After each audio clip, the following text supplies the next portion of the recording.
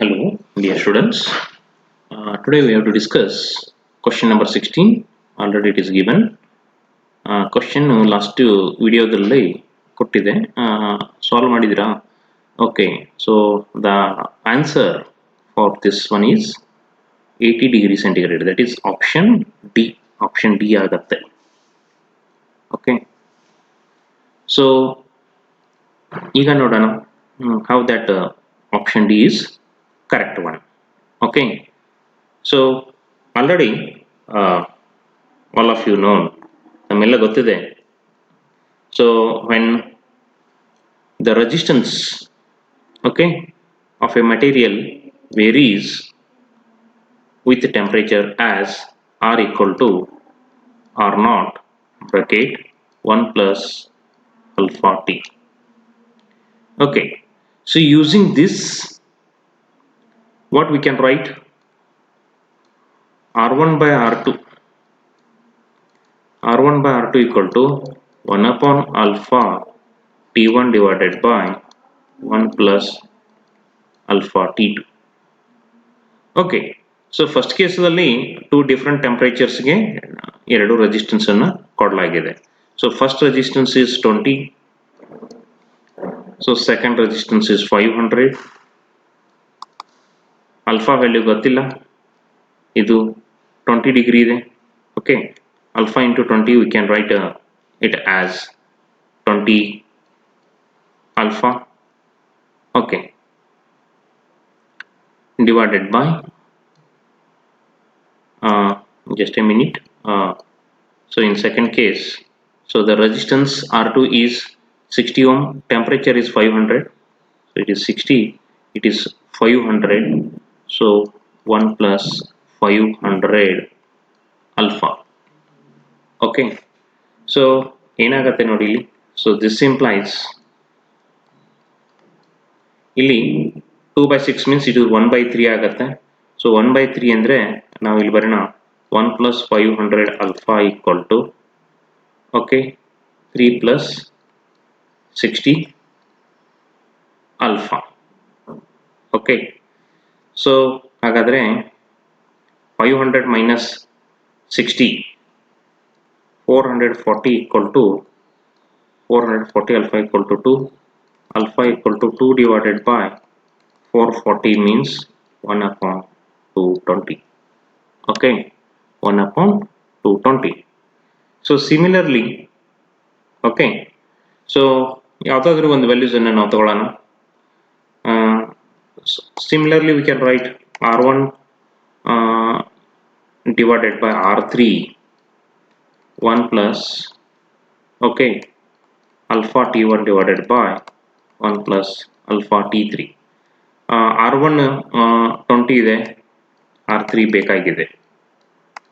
Okay, so R3 25 ಇದೆ, R3 is 25. alpha value ಗೊತ್ತಾಗಿದೆ. Okay, ಎಷ್ಟು 1 upon 220. ಹಾಗಾದ್ರೆ ಈ ಟೆಂಪರೇಚರ್ 20 ಡಿಗ್ರಿ ಇದೆ, so 20 divided by 220 1 plus T divided by 220. Okay, so ಇಲ್ಲಿ ಬಿಡಿಸೋಣ.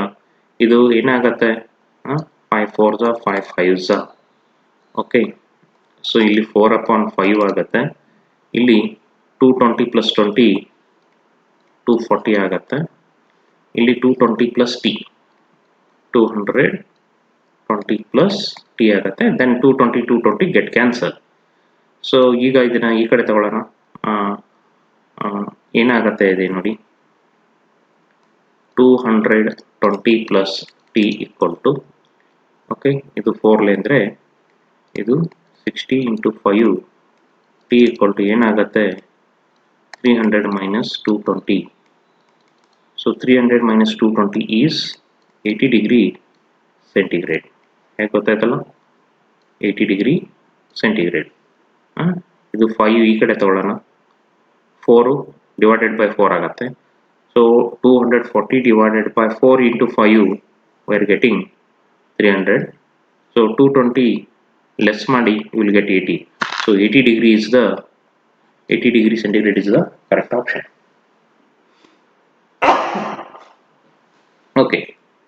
So now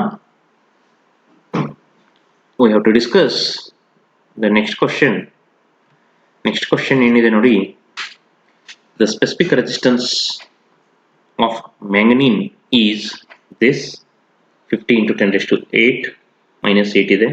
So that we can write resistivity ಇದೆ ಎಷ್ಟಿದೆ 50 into 10 raised to minus 8 SI unit ಇದೆ. Okay, so the resistance of the manganese cube, okay, cube having the resistance, okay, question ಒಂದು ಸ್ವಲ್ಪ incomplete ಆಗಿದೆ. Okay, so length 50 centimeter, okay, ಮ್ಯಾಗ್ನಿನ್ cube of length is, question incomplete ಆಗಿದೆ, ಇದು 50 centimeter, okay, as per the question. Okay, ಹಾಗಾದರೆ so L is 50 centimeter, so that is 0.5 meter. Okay, ಹಾಗಾದರೆ so what is the resistance of the cube ಅಂತ ತಗೊಂಡಾಗ, see ನೀವು cube ಅಂತ consider ಮಾಡಿದ್ರಿ ಅಂದರೆ ಕ್ಯೂಬ್ ಒಳಗಡೆ ಏನಿರುತ್ತೆ ಅಂದರೆ ಲೆಂತ್, ಬ್ರೆಡ್ತು, ಹೈಟು, ಓಕೆ, ಎಲ್ಲ ಈಕ್ವಲ್ ಆಗಿರುತ್ತೆ. ಸೊ ಹೀಗಾಗಿ ಇಲ್ಲಿ ನಾವು ಬರೆಯೋಣ resistance equal to resistivity into length by area. So resistivity length by area is a L into L square. So resistivity divided by L. So resistivity, okay, ಎಷ್ಟಿದೆ 50 into 10 raised to minus 8 ಇದೆ. Length ಎಷ್ಟಾಗತ್ತೆ, so length 0.5 metre ಇದೆ. So 100 into 10 raised to minus 8, so that is 10 raised to minus 6 ಆಗುತ್ತೆ. So 10 raised to minus 6 ohm is the resistance. So 10 raised to minus 6. Okay, which option? Option A is the correct one. Okay, go for next question. A rod of certain metal is, okay, 1 meter long and ಇಲ್ಲೇ ನೋಡಿ ಒಂದು rod length ಎಷ್ಟಿದೆ 1 metre ಇದೆ, diameter ಕೊಟ್ಟಾರ. Okay, diameter means 2 times radius 0.6 centimetre. Okay, ಅದನ್ನ SI ಒಳಗಡೆ ಮಾಡ್ಕೊಂಡ್ಬಿಡಿ. Okay, its resistance ಕೊಟ್ಟಾರ, ರೆಸಿಸ್ಟೆನ್ಸ್ ಎಷ್ಟಿದೆ 3 into 10 raised to minus 3 ohm ಇದೆ. Okay, a disc of the same metal ಅಂತ ಇದೆ, ಅಂದರೆ ಎರಡರೊಳಗಡೆ ರೆಸಿಸ್ಟಿವಿಟಿ ಸೇಮ್ ಇದೆ. So this one is for rod. Okay, ಈಗ ಫಾರ್ ಡಿಸ್ಕ್ ನಾವು ಹೋಗೋಣ. ಓಕೆ, ಮೆಟಲ್ ಥಿಕ್ನೆಸ್ ಎಷ್ಟಿದೆ, ಡಿಸ್ಕ್ದು 1 mm ಇದೆ, ಆಮೇಲೆ 2 centimeter ಡಯಾಮೀಟರ್. ಓಕೆ, 2 centimeter ಏನಿದೆ, so 2 centimeter is the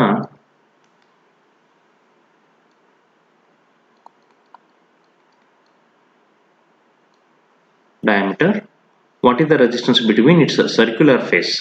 Circular face ಅಂತ ನೀವು ತಗೊಂಡಾಗ, ಓಕೆ, ಈ ಸರ್ಕ್ಯುಲರ್ ಫೇಸ್ ಈ ಕಡೆ ಸೊ ತಗೊಂಡಾಗ ಅಲ್ಲಿ ರೆಸಿಸ್ಟೆನ್ಸ್ ಎಷ್ಟು ಅಂತ ಇದೆ. ಸೊ ಇಂಥ ಕೇಸ್ ಒಳಗಡೆ, ಓಕೆ, ಆ ಥಿಕ್ನೆಸ್ ಏನಾಗುತ್ತೆ, ಲೆಂತ್ ಆಗುತ್ತೆ. So area is pi R square. Okay, ಹಾಗಾದರೆ ಈಗ ನಾವು ನೋಡೋಣ. ಓಕೆ, ಫಸ್ಟ್ಗೆ ರಾಡ್ ರೆಸಿಸ್ಟೆನ್ಸ್ಗೆ ನಾನು R1 ಅಂತ ಕರಿತೀನಿ. Okay, so what about the resistance of the, ಇದೇನಿದು ಡಿಸ್ಕ್ ಅಂತ ಬರೆಯೋಣ. ಹಾಗಾದರೆ so resistance of the material is resistivity length by area. So length 1 ಇದೆ. ಓಕೆ, ಏರಿಯಾ ಏನಾಗತ್ತೆ pi R square. R square ಅಂದರೆ 0.3 into 10 raised to minus 2 square. Okay, so ಇನ್ನು ಅದೇ ರೀತಿ resistance R2 equal to resistivity length by area. ಇಲ್ಲಿ ಏನಾಗತ್ತೆ,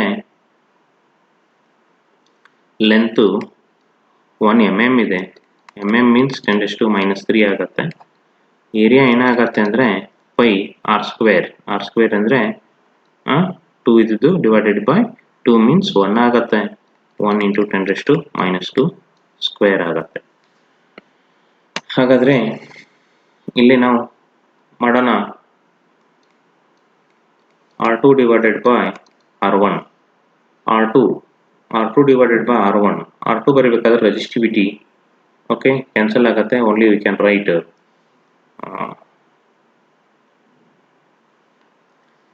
C, ಬೇಕಾದ್ರೆ simplify ಮಾಡ್ಕೊಳ್ಳಿ.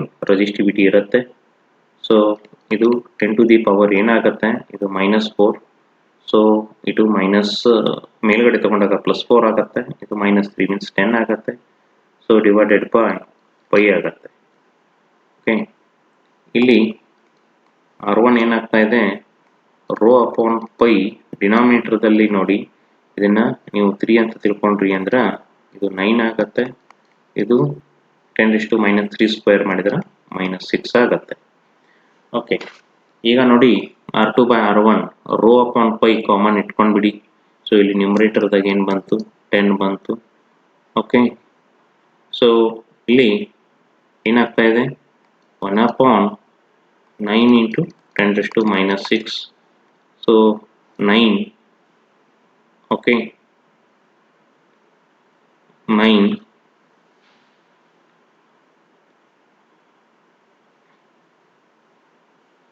ಏನಾಗತ್ತೆ ನೋಡಿ, ರೆಸಿಸ್ಟೆನ್ಸ್ ಆಫ್ ದ ಇದು 9 ಆಗತ್ತೆ. Then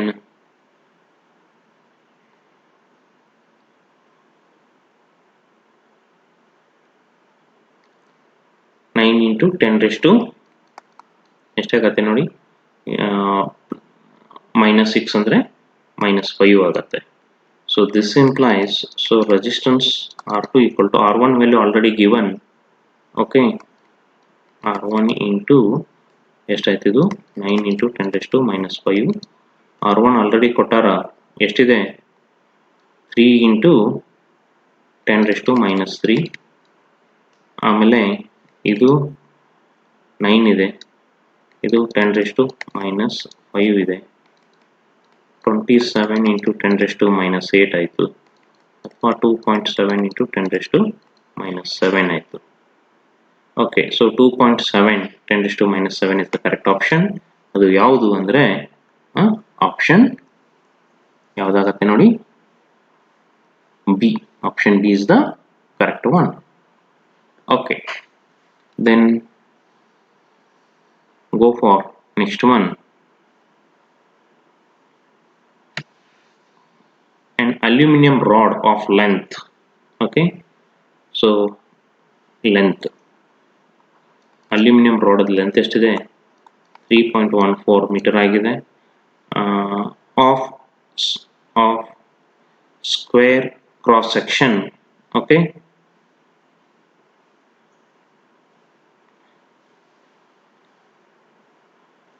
square cross section. Okay, square cross section ಎಷ್ಟಾಗಿದೆ, 3.4 × 3.4 mm ಸ್ಕ್ವೇರ್ ಇದೆ. Okay, what should be the radius of 1 metre long another rod of same material to have equal resistance. Okay, ಹಾಗಾದ್ರೆ resistance equal ಆಗಬೇಕಾದ್ರೆ ಏನಾಗಬೇಕಾಗಿದೆ, radius find ಮಾಡಬೇಕಾಗಿದೆ. ಈಗ ನೋಡಿ, so resistance means resistivity length by area. Okay, ಎರಡು ಮಟೀರಿಯಲ್ಲು same ಇರೋದ್ರಿಂದ, okay, ಎರಡು ಮಟೀರಿಯಲ್ಲು ಸೇಮ್ ಇರೋದ್ರಿಂದ ಎರಡು ಥರದ್ದು ರೆಸಿಸ್ಟಿವಿಟಿ ಸೇಮ್ ಇರುತ್ತೆ. ಆಮೇಲೆ one more thing you have to remember to have equal resistance ಅಂತ ಒಂದು ಟರ್ಮ್ ಇದೆ ನೋಡಿ, ಈಕ್ವಲ್ ರೆಸಿಸ್ಟೆನ್ಸ್. ಸೊ ಎರಡು ಥರದ್ದು ರೆಸಿಸ್ಟೆನ್ಸ್ ಈಕ್ವಲ್ ಆಗಿದೆ. So this implies L1 upon A2 equal to L1 by A1 equal to L2 by A2. Okay, ಈಗ ನೋಡಿ ಹಾಗಾದರೆ ಒಂದನೇದು ಏನಾಗಿದೆ, or L1 by L2 equal to C. L1 by L2 equal to A1 by A2 ಅಂತ ಕರಿಬಹುದು. So L1 ಎಷ್ಟಿದೆ, 3.14 ಇದೆ. L2 1 metre ಇದೆ. ಓಕೆ, ಆಮೇಲೆ ಏರಿಯಾ, ಫಸ್ಟ್ದು ಏರಿಯಾ ಎಷ್ಟಿದೆ ನೋಡಿ, 3.14 into 3.14 mm square. mm means 10 raised to minus 3 square it. So ಇದನ್ನೇನು ಮಾಡೋಣ, pi r square. ಓಕೆ, ಈಗ ನೋಡಿ this implies r square equal to, ಒಂದು ಕ್ಯಾನ್ಸಲ್ ಮಾಡೋಣ, ಏನಾಗ್ತಾ ಇದೆ, 3.14 into 10 raised to minus 6 ಆಗುತ್ತೆ, divided by pi. Pi value is 3.14, so both will get cancelled. So 10 raised to minus 6 meter ಆಗುತ್ತೆ, ಸಾರಿ r square ಇದೆ, meter square ಆಗುತ್ತೆ. So r equal to 10 raised to minus 3 meter means 1 mm. Okay, so ಏನಾಗುತ್ತೆ ಇಲ್ಲಿ, option C is the correct one. Okay, option C ಸರಿ ಆಗತ್ತೆ. ಅರ್ಥ ಆಯ್ತಲ್ಲ, ಏನಾಗಿದೆ, ಎರಡು ಮಟೀರಿಯಲ್ ಇದೆ, ಅಂದರೆ ಸೇಮ್ ಮಟೀರಿಯಲ್ದು. ಸಿ, ಒಂದು ರಾಡ್ ಇದೆ. ಓಕೆ, ಅಲ್ಲಿ ಲೆಂತ್ ಮತ್ತು ಏರಿಯಾ ಕೊಟ್ಟಾರ, ಇನ್ನೊಂದ್ರದ್ದು ಲೆಂತ್ ಕೊಟ್ಟಾರ. ಅದ ಮಟೀರಿಯಲ್ ಸೇಮ್ ಇರೋದ್ರಿಂದ ಎರಡು ಥರದ್ದು ರೆಸಿಸ್ಟಿವಿಟಿ ಸೇಮ್ ಅಂತ ತಗೋಬೇಕು, ರೆಸಿಸ್ಟೆನ್ಸು ಸೇಮ್ ಇದೆ. ಓಕೆ, ಸೊ ಹೀಗಾಗಿ ಇಲ್ಲಿ resistance by resistivity equal to length by area, ಎರಡು ಥರದ್ದು ಲೆಂತ್ ಬೈ ಏರಿಯಾ ಸೇಮ್ ಇದೆ. So L1 by L2 equal to A1 by A2 ಅಂತ ಬರೀಬಹುದು. ಸೊ ಹೀಗಾಗಿ ಆಫ್ಟರ್ ಸಿಂಪ್ಲಿಫಿಕೇಶನ್ ಏನು ಸಿಗುತ್ತೆ, 10 raised to minus 3 meter ಅಥವಾ 1 mm is the correct option. Okay, so we can discuss the remaining question in next video class. Okay, thank you.